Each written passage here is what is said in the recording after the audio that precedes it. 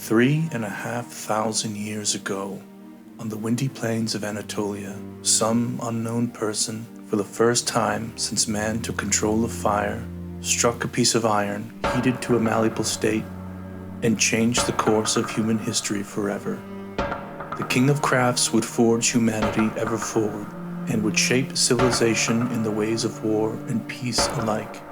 At the turn of the 20th century, the blacksmiths had become but a relic in a past that seemed to become ever more distant as technology progressed. But there are some who never forgot the call of iron and the roaring song of the forge.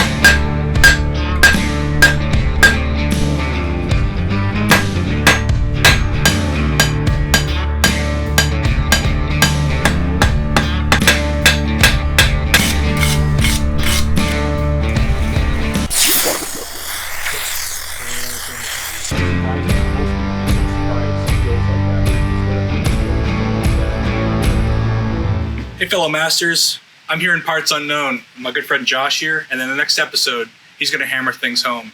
Say hello, Josh. Hello, Josh. Unbelievable.